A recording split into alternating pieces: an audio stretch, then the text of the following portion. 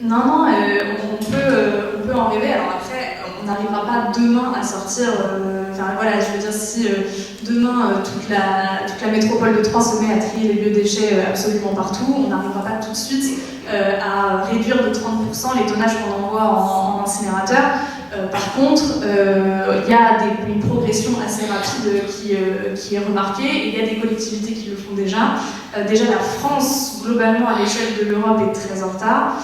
En Italie, par exemple, en Italie du Nord, le tri des biodéchets est très largement pratiqué et fonctionne très bien, avec beaucoup de collecte en porte-à-porte, ce qu'en France, on n'aime pas beaucoup mettre en place, parce que c'est effectivement des coûts pour les collectivités pour commencer, et c'est aussi revoir en fait entièrement un système de collecte qui souvent est très instauré, notamment dans les endroits où par exemple on a la collecte d'ordures ménagères résiduelles 5 fois par semaine ou tous les jours de la semaine.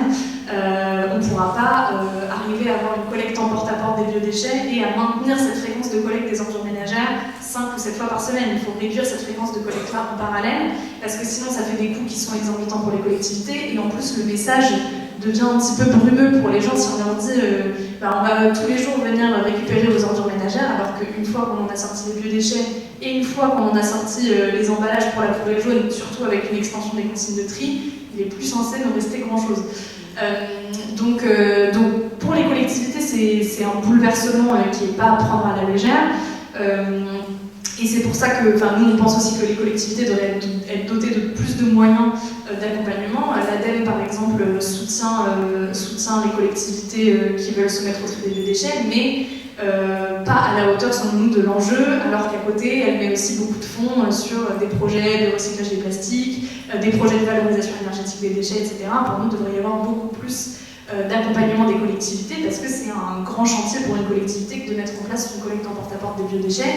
Et en milieu urbain dense, on n'en fait pas l'économie pour arriver à une vraie bonne performance, parce que le compostage de proximité ne peut pas suffire partout. J'aime vous poser la question justement, parce que c'est une discussion qu'on a avec les élus. Qu'est-ce qui est mieux? Collecte en porte-à-porte, je viens chercher votre poubelle de biodéchets, ou alors le compost collectif parce que votre sujet il est sur l'aspect, la dimension sociale.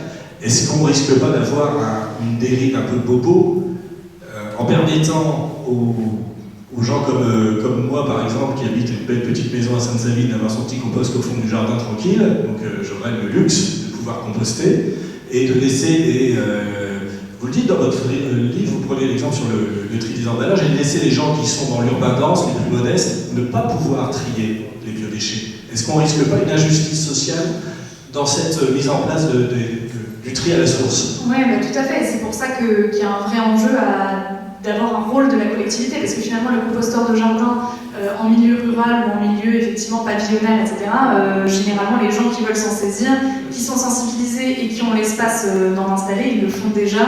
On n'a pas besoin de mettre une loi qui oblige au tri des biodéchets pour apprendre aux gens qui ont un jardin à faire du compost.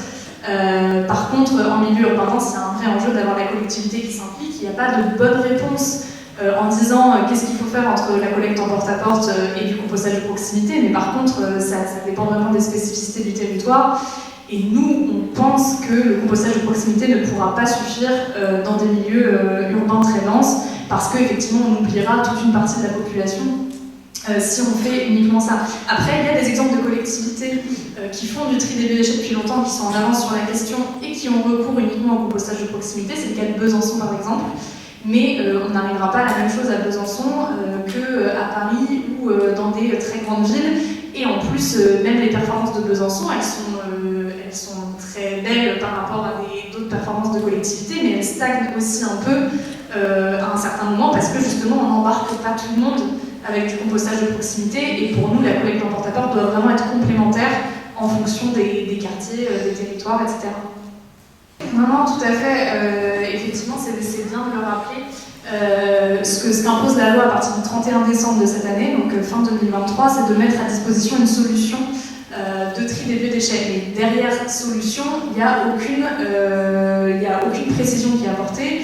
Nous, on est en lien étroit avec le ministère de l'Environnement, justement parce que nous, on considère indispensable d'avoir un décret d'application pour préciser qu'est-ce qu'on met derrière cette phrase-là, parce que sinon, les collectivités pourront se contenter de dire on vous a mis à disposition des composteurs individuels et puis débrouillez-vous avec ça.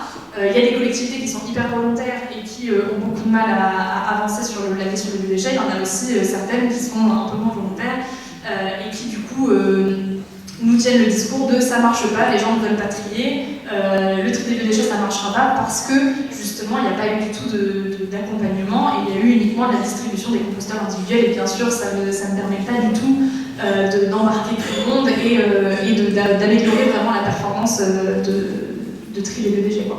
Bah non, c'est bien ce que je disais, en fait c'est bien ce que je disais, c'est pour ça que nous on se bat pour avoir un décret d'application, c'est que normalement sur ce genre de réglementation, c'est commun en fait d'avoir ce genre de phrases très très vagues dans le code de l'environnement, il n'y a que ça, des phrases très vagues, et puis derrière on a généralement l'obligation d'avoir un décret, c'est pour ça que la loi anti-gaspillage a mis autant de temps à rentrer en application, c'est parce qu'à chaque fois il y a des décrets qui doivent sortir, et pour le coup sur cet article-là, on n'a pas de décret d'application, et donc on doit se contenter de cette phrase qui dit que les collectivités doivent mettre en place une solution. Et en fait la solution, on ne sait pas ce que c'est, et effectivement, comme l'a très justement dit madame, c'est pas du tout uniquement des ménages, hein, il y a les professionnels aussi. Les professionnels, ils ont l'obligation déjà, au-delà d'un certain seuil qui était à 10 tonnes, qui est passé à 5 tonnes par an, d'avoir une solution de tri de leurs déchets. Donc là, à la fin de l'année, ça va être pour tout le monde, pour les ménages y compris, et on n'a pas d'argument juridique puisqu'on n'a pas de texte plus précis que celui qui nous dit qu'il faut une solution. Et nous, on est convaincus effectivement que s'il y a juste un composteur de proximité, un composteur collectif dit de proximité à 500 mètres, personne n'ira, et c'est normal. Et donc pour nous, effectivement, en plein centre-ville, c'est compliqué de compter sur autre chose que la collecte en porte-à-porte, ou alors il faut un maillage des composteurs de proximité extrêmement dense, et énormément de communication, énormément de sensibilisation, énormément d'accompagnement.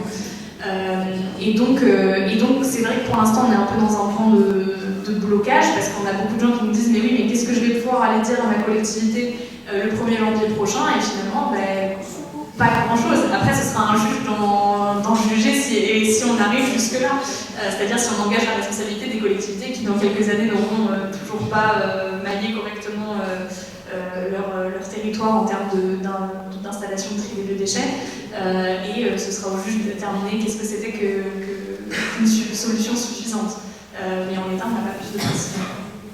Oui, il y a aussi une obligation de tri qui incombe aux entreprises. Là, on parlait des collectivités parce qu'on parlait effectivement des solutions qui nous sont offertes à nous en tant que citoyens pour trier nos biodéchets, mais sur le tri, que ce soit les biodéchets ou autre chose, les emballages, il y a le tri 5 flux, et ça existe depuis bien longtemps maintenant, et ça impose aux entreprises de trier leurs différents flux de déchets, et donc la plupart du temps, ça va être des entreprises qui vont recourir à des prestataires privés dédiés qui vont collecter leurs différents flux triés, et puis pour les petits commerces, les PME, etc., ça va souvent être la collectivité qui moyennant le paiement d'une redevance spéciale ou pas, collecte ces déchets-là auprès des entreprises. Mais donc, oui, il n'y a pas que les collectivités qui doivent s'y mettre, et c'est un peu... ce qu'on dit dans le livre, c'est que pour nous, il y a vraiment une responsabilité qui doit être partagée justement entre pouvoir public et entreprises, parce que les entreprises agissent aussi souvent sous la contrainte. Le tri 5 flux, c'est une loi avec des amendes à la clé, etc.